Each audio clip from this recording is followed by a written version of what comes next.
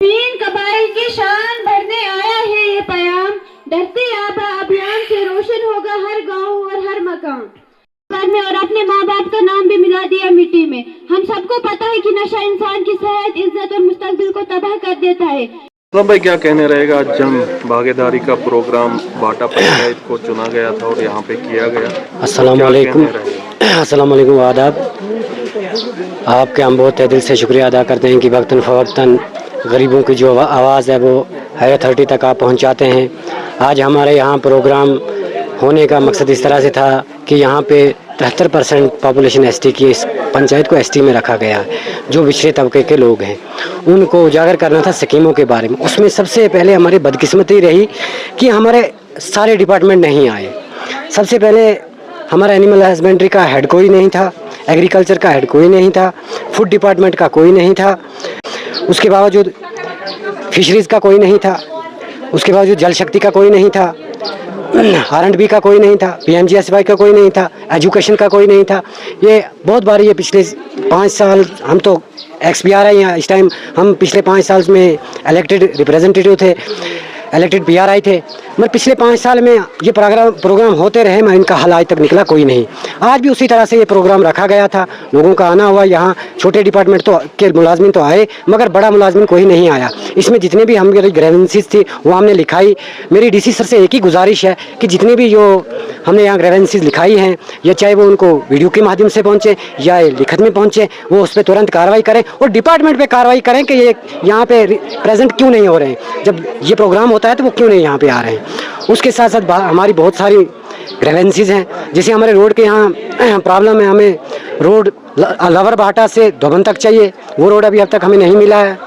उसके बावजूद हमें एजुकेशन का सिस्टम जो है वही बेहतर नहीं, हमें यहाँ एजुकेशन की बिल्डिंग में प्रॉब्लम्स है नहीं है। उसके बावजूद जो हमारा 26-27 का सेंसिस उठा है, मेन चीज़ ये है, मुझे उस टाइम स्पीच में भी भूल गई है, 26-27 का जो सेंसिस उठा उसमें एजुकेशन के मुलाजिम उठाए गए। यहाँ स्कूलों से, कुछ स्कूलों से ऐसे 2-2 मुलाजिम भी उठाए गए, वहाँ उन स्कूलों में स्टाफ की अब कमी हो गई। वो मुझे पता नहीं मिडिल स्कूल हैं, हाई स्कूल हैं, वो एजुकेशन वाले मिल के CO सर हैं या ZDO सर हैं, छात्रों इंद्रवाल के हमारे ZDO सर हैं, वो ZDO सर खास तौर पर मिडिल स्कूलों से ज़्यादातर पे उठाए गए। वो ZDO सर उनको अच्छी तरह से देखें, या तब तक जब वापस आते जिस स्कूल में स्टाफ ज़्यादा है वहाँ से तब तक उनको दिया जाए, तब तक, क्योंकि उनके वो पीरियड जो है वो कवर कर सकें। सबसे प्रॉब्लम सर यही है। और क्या क्या प्रॉब्लम आपने आज रखी? आज हमने बहुत सारी प्रॉब्लमें रखी सर, जैसे हमारा यहाँ रोड का तो मैंने बोल दिया। उसके बावजूद सबसे नालायक जो डिपार्टमेंट है वो जल शक्ति है। जल शक्ति हमारी राजकुंड से करोड़ों की लाइन चल रही है, जो राजकुंड टू भाटा है, बलाना है, नंजला है, सिगदी है, सीरी है, पहलगाम है, बहुत सारा एरिया ऐसा है जो उसमें आता है। वो आज भी सूखी पड़ी हुई है, फिर कॉन्ट्रैक्टों की वजह से पड़ी हुई है, बाकी डिपार्टमेंट की वजह से पड़ी हुई है, हमें उसकी कोई समझ नहीं। हालांकि हमारे इलेक्टेड रिप्रेजेंटेटिव MLA इंदरवाल भी उस पर कोई कार्रवाई नहीं कर रहे हैं।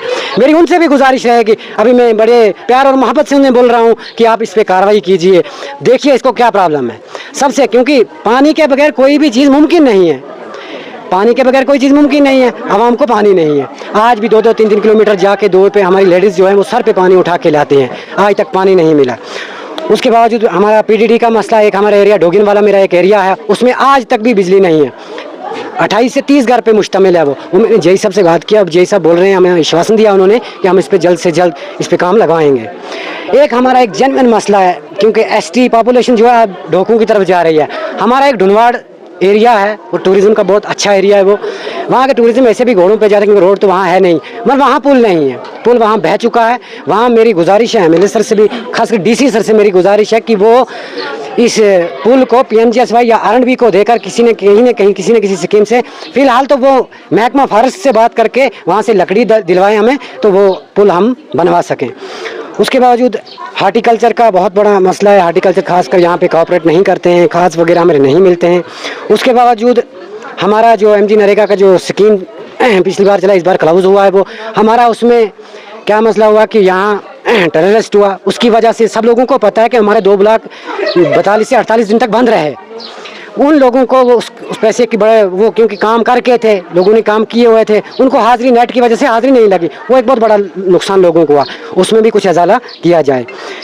उसके बावजूद हमारा फूड डिपार्टमेंट जो, क्योंकि खाने के बगैर तो कोई ज़िंदा रह नहीं सकता है। फूड डिपार्टमेंट का हमारा मसला ये है कि हमारी 2 मशीनरीज है, एक मुलछीतर में है, एक सिगदी में है, एक का नंबर 2 है, 2, दूसरी का नंबर 13 है, वो ऑफलाइन रखी गई है। वो मुझे समझ नहीं आ रहा है फूड वाले उसको ऑफलाइन कैसे रख रहे हैं। हमारी भाटा वाली जो है उसको ऑनलाइन रखा गया है, अच्छी बात है। छोटी मशीन में कहीं खराबी आ जाती है या नेट की वजह से मशीन को अच्छी तरह से ठीक करके दिया जाए और उन दोनों मशीनों को भी ऑनलाइन किया जाए। अगर ऑनलाइन नहीं किया जाएगा तो देखेंगे क्या होगा। और फूड डिपार्टमेंट से मेरी ये ऐसा भेदभाव मत करें, क्योंकि वो नीचे वाला एरिया वहाँ सिग्नल ठीक है, वहाँ ऑफलाइन तो ऊपर ऑनलाइन, वहाँ क्योंकि वो खुद दे रहे हैं। मेन मसला यही, वहाँ वो खुद दे रहे हैं, वो ऑफलाइन दे रहे हैं।